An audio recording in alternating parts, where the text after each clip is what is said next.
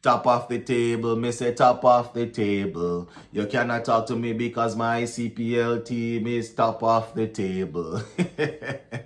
Yes, my viewers and subscribers, back at it again with another CPL match review. And last night we had a cracker. It was a very, very good game. Very entertaining. Antigua and Barbuda Falcons taking on Trinbago Knight Riders. It was a low-scoring game, but I must say that I was really and truly entertained, my people. You know, we saw Obed McCoy showing all his bowling skills. Fabian Allen coming up clutch in the back end with the bat. Kyron Pollard showing that he's still a force to be reckoned with when it comes on to swinging that bat. So we're going to walk through the scorecard. Just give a listening ear until the end and let me know your thoughts. Also, if you have not yet subscribed, I don't know what you're waiting on. This is the place to have all your cricket conversations, all right? So hit that subscribe button, turn on the post notification bell so you can be notified once I upload a video. Let's get into it now, my people. So 167 for 6 is what Antigua and Barbuda Falcons got. Not a lot of runs, but they were able to defend it. You know, at one point, watching the game, I felt as if, you know, the Falcons weren't even going to get 120. That is how well, you know, Trinbago's spinners were bowling. But as I said, Fabian Allen, he came up clutch in the back end, you know, to basically help to push the team over the 160 mark. So let's just walk through this scorecard here. 167 for 6. Joel Andrew 22 from 25. So he found the going tough. Trinbago Knight Riders, they bowled a whole lot of spin, my people. So it basically pinned down the top order batsmen. You know, it was Imad Wazim and Fabian Allen that really bailed them out. So Rakim Carnwall, he made 9. Kareem Gore, he got 10 from 11. Jacobs made 8. Shakib Al-Hassan made 7.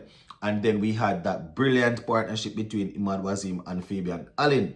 Imad Wazim remaining not out on 39 from 27 with 2 6s and 1 4. Fabian Allen, my people, the game changer, in my opinion. 45 from 23 4s and 3 6s, striking at over 225. We also saw Shamar Springer getting 10 from 5 with 1 6. So that is basically how the batting there went for the Antigua and Barbuda Falcons. So just to give you an idea of how well Trinbago Knight Riders were going, Antigua and Barbuda Falcons, they were 18 for 1, 40 for 2, 55 for 3, 60 for 4. Yes, 60 for 4, 77 for 5.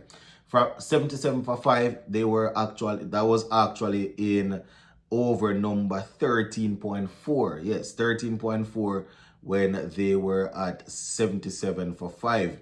But Fabian Allen and Iman Wazim, they basically, you know, did some good work. Akil Hussain, 1 for 23 from 4. Mohamed Amiri, 1 for 32 from 4. Sunil Narayan, the mystery man, he bowled 4 overs for 17 runs. Nathan Edward, who started off so well, picking up 2 early wickets, ended up getting a lot of stick in the back end, my people. 2 for 56 from 4. And Tariq, he ended up getting 2 for 37 from his 4. So that's how that went. Now, Trinbago Knight Riders, when it was time for them to chase, they got off to their usual flyer. Colin Monroe making the batting look very easy, right? But while he was there doing his thing, Alex Hales was removed for 5.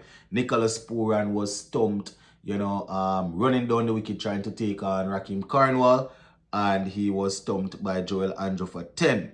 Then we had Casey Carty. He spent a good little time there. You know, when he was looking to motor on, he got out, caught 35 from 31. But before Casey Carty, Colin Monroe was eventually removed for 44 from 18 with 8 4s and 1 6. Right? Let's see who else. Darren Bravo. Don't usually see Darren Bravo batting this low. As a matter of fact, it's my first time, I think, since 2022, 2023, somewhere there about, probably 2022, seeing Darren Bravo in the CPL. And, you know, I was looking forward to seeing him out there, you know, to see some of those eye-catching shots. Unfortunately, you know, he wasn't able to do much. 2 from 8, right? Batting at 5. Not sure if that is where you want to have Bravo batting. Anyway, Pollard, my people. Pollard was going hard. And the Antigua and Barbuda Falcons, you know, they would only have themselves to blame if Pollard, you know, was able to get them across the line, get the team across the line, because they dropped him. I think they put down 2 catches off him, if I'm not mistaken, right? So Pollard 43 from 28, 4 sixes and 3 fours. Man looked good, right? But, you know, luckily for the Falcons, Shamar Springer was able to hold his nerve, bowl a couple of slower ball bouncers, you know, got a few close to him, and was able to, you know, to basically get the team across the line. Akil Hussein made 2. Nathan Edward 10 from 6. He had 1-6. So 159 for 6 is where Trinbago Knight Riders ended. Sunil Narayan, he didn't bat because, I don't know, if you were watching the game, you would realize that on the left hand, he has a couple of fingers taped, you know, so he probably wasn't feeling up to it with the batting. Iman Wazim, 3 overs, 25 runs. Jaden Seals, he bowled 4 overs for 32 runs. Obed, the real McCoy, even though he went for some runs in the last over there, he still ended up securing the player of the match. Picked up 4 for 39. Yes, my people, bowled some very good balls.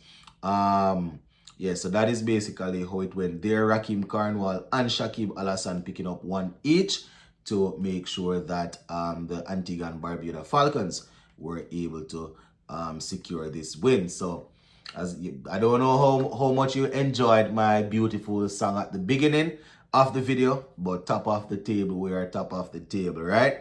Now, this is how they lost the wickets. 49 for 1, 50 for 2, 68 for 3, 83 for 4, 103 for 5, 110 for 6, and then, you know, unfortunately for them, they were unable to get it across the line. But it was a good game, as I said, my people, earlier. It was definitely a good game.